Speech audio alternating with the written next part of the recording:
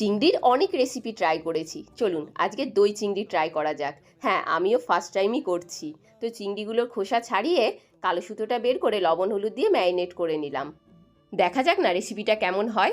একটা ক্যাপসিকাম নিয়ে ছোট ছোট টুকরো করে কেটে নিলাম, আর নিয়ে নিলাম পেঁয়াজ, আদা, রসুন আর একটা কাঁচা লঙ্কা দিয়ে মিক্সিতে পেস্ট করে নিলাম। আর নিয়ে নিলাম টক দই। অবশ্যই রান্নাটা রিফাইন তেলে হবে। এবার চিংড়িগুলো এপিট ওপিট করে ভেজে উঠিয়ে নিলাম। আর তেলটা একটু ফেনা ফেনা হয়েই যায় চিংড়ি ভাজলে।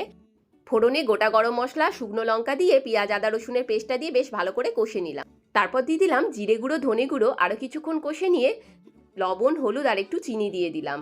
এবার দিলাম পোস্ত বাটা, 3 চামচের মতো পোস্ত বাটা দিয়ে কষে নিয়ে ক্যাপসিকামটা দিয়ে দিলাম। দই দেওয়ার সময় অবশ্যই ফ্লেমটা লো করে দিতে হবে। তারপর কষে নিয়ে চিংড়িগুলো অ্যাড করে তেল বেরিয়ে এলেই হয়ে গেল দই চিংড়ি। আমার কিন্তু দই চিংড়ি রেসিপিটা বেশ ভালোই লাগলো। আর হ্যাঁ, সাবস্ক্রাইব করে দেবেন। Bye bye.